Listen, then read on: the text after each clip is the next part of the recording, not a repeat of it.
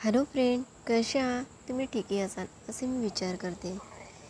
कसा आहे तुमचा अभ्यास? सुरळीत असेल हो ना? तर बघा, माझ्या NTPCचा पेपर आहे. मी ओपन करून बघितली, पण काही ॲडमिट कार्ड आतापर्यंत आलेला नाही आहे. कारण की जेव्हा ॲडमिट कार्ड येण्याच्या आधी 2-3 दिवसाच्या आधी ईमेल येते, पण ॲडमिट कार्ड आता आलेला नाही आहे. आणि त्याकरिता मी आता तो जेव्हा ॲडमिट कार्डची ईमेल येईल किंवा जेव्हा माझा पेपर राहील तेव्हापर्यंत मला तरी 5-6 दिवसाच्या तर अभ्यास करायला वेळ मिळतो. तर मला एकच उद्देश आहे की जास्तीत जास्त प्रॅक्टिस करणं. कारण की जिकडे तिकडे मी यूट्यूबचे लेक्चर बघत आहे. म्हणजे NTPCचा पेपर झालेला आहे, तर त्यांचे विचार, त्यांचे अनुभव मी ऐकताना मला असा समजून येत आहे की पेपर थोडासा अवघड आहे आणि आपल्याला 90 मिनटामध्ये बाकीचे प्रश्न आपल्याला कितपत सोडवू द्यायचा आहे. आता 30 प्रश्न मॅथचे, 30 प्रश्न रिझनिंगचे आणि 40 प्रश्न या 30च्या दरम्यान असे प्रश्न GSचे आहे. तर त्यामध्ये तिथं त्या पेपरामध्ये आपल्याला असे बघायचे आहेत की जोही आपल्याला अवघड प्रश्न आहे त्याला स्किप करायचे आहे आणि जो इझी प्रश्न आहे त्याला आपल्याला सॉल्व करायचे आहे.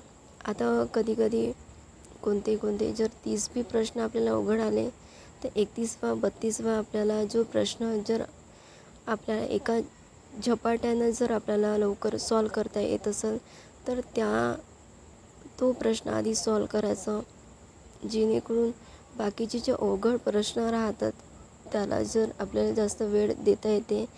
कारण की कसं असते, जर आपण इझी प्रश्न आपण सोडवतो नाही आणि इझी म्हणजे स्टार्टिंगला आपण सोडवत आहोत आणि मग नंतर ते स्टार्टिंगला आपण अवघड प्रश्न घेतो, तर कसं आहे ते आपले नंतर इझी प्रश्नसुद्धा राहून जातात. म्हणून त्याकरिता आपल्याला आधी जोही प्रश्न आधी असं वाटते की थोडंसं अवघड आहे त्याला स्किप करूनच समोर जावं लागेल.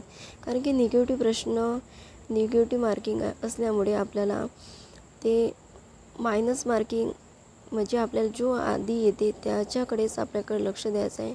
आता बघा, जॉईंट फॅमिलीमध्ये असताना आता मला मुलाकडे बी लक्ष, माझा मुलगासुद्धा म्हणत होता, मम्मी मला थोडंसं सांगा. पण मी म्हटलं त्याला, बेटा थोडंसं मला अभ्यास करू दे.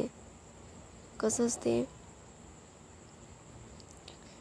सगळ्या गोष्टी सांभाळून, आपल्या जॉईंट फॅमिलीमध्ये असताना सगळ्या गोष्टी आपल्याला सांभाळून अभ्यास करायला लागते. आणि मग सगळ्या गोष्टी सांभाळून सगळे व्यवस्थित झाल्यावर आता उन्हाळ्याच्या सुट्ट्या, जिकडे तिकडे पाहुणे येणं जाणं सुरू आहे. माझ्याकडे सुद्धा आता कालच प्रोग्राम आमच्या इथे झालेला होता. आणि कसं आहे, जितकं वेळ मिळते तितकं मी वेळ देण्याचे प्रयत्न करत आहे. आता माझी फर्स्ट टाईमच एक्झाम आहे NTPC. आता बघू कसा जाते, काय जाते पेपर. पण कसं आहे, आपण हिंमत हारायचं नाही आहे. प्रयत्न खरंच नक्की आपल्याला प्रयत्न करतच जायचं आहे. म्हणतात ना, रस्त्यावर काटे खूप असतात, पण त्या काट्यातून आपल्याला चालण्याची आपल्याकडे हिंमत पाहिजे.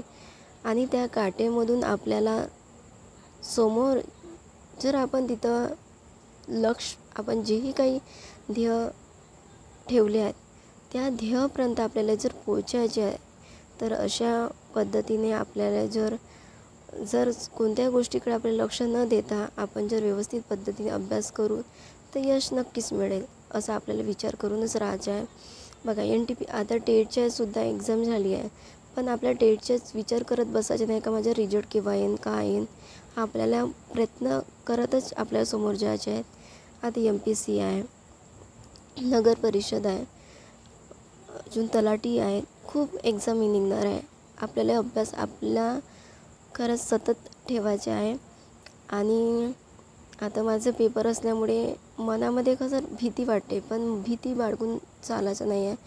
जो 1.5 तासाच्या पेपरामध्ये आपण कसं हँडल करतो तो मेन पॉईंट राहते. तर मी कसा हँडल करतो मला हे महत्त्वाचे आहे. तर बघा आता तुमच्या एकच सहवास की मी इतकं मला 1,500पर्यंत मी माझे त्याला असं वाटत असेल की यांचा पेपर आहे आणि व्हिडिओ बनत आहे. असं काही नाही. मला थोडासा वेळ भेटते. मी माझा अभ्यास बी सुरळीत आहे, चालू आहे. आणि कसं आहे आणि मी एकासोबत 2 काम करत आहे. तर जेणेकरून कसं आहे व्हिडिओमध्ये गॅप व्हायला नको, हा एकच माझा उद्देश आहे. आणि अभ्यासमध्ये सुद्धा आता बघा अभ्यास बी चालू आहे आणि थोडासा मुलाकडे सुद्धा वेळ द्यायचा आहे. आणि माझा मुलगासुद्धा तुम्हाला सांगत आहे की त्याला माहीत आहे का माझी मम्मी व्हिडिओ बनवते, मला म्हणजे असा वेळ देते. तर त्यांनासुद्धा असा उत्सुक राहते. मी सुद्धा अभ्यास करते तर माझ्या मुलालासुद्धा वाटते का मी सुद्धा अभ्यास करायला पाहिजे. तर आता तो माझा मुलगा KG1मध्ये गेलेला आहे आणि आता त्याची 10 जूनपासून त्याची शाळा सुरू होणार आहे. तर कसं आहे त्याला थोडंसा हाताची वर्क आपण जितकी करू तितकं त्याला प्रॅक्टिस होणार. तर माझंसुद्धा तसा अभ्यास आहे ना, पोरांच्या थोडासुद्धा मी अभ्यास करूनच घेते, तेव्हाच होते. कारण की असं नसते की आपण सगळ्या गोष्टी जी आपली जिम्मेदारी आहे ती एका बाजूला ठेवून एका बाजूला आपण अभ्यास, असं काही नाही राहत. सगळ्या गोष्टी आपण मॅनेजमेंट करूनच आपण अभ्यास करत असतो. बघा एक गोष्ट मी सांगू इच्छितो की जीवनामध्ये आपल्याला जर समोर काहीतरी जे काही आपण विचार केला आहे त्या लक्ष्यपर्यंत आपल्याला जर पोहोचायचे असेल तर आपल्याला प्रयत्न करणं खूप खूप खूप आवश्यकता आहे. आणि जर आपण तिथं प्रयत्न करत नसणार नाही, जर आपल्याला यश मिळत नसाल तर आपल्या मनाला एक संतुष्टी मिळेल की बघा मी प्रयत्न तर केलं होतं, मी जितके काही माझ्याकडून जितकं झालं तितकं मी खूप प्रयत्न केलं.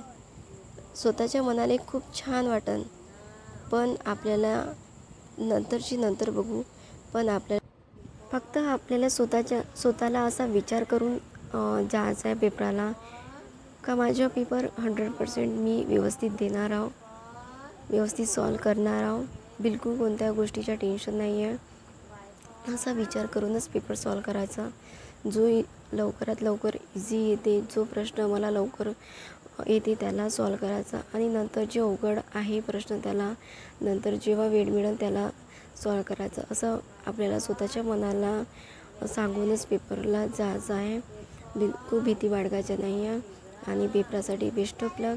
चला भेटूया नेक्स्ट व्हिडिओच्या सह. तोपर्यंत आपली काळजी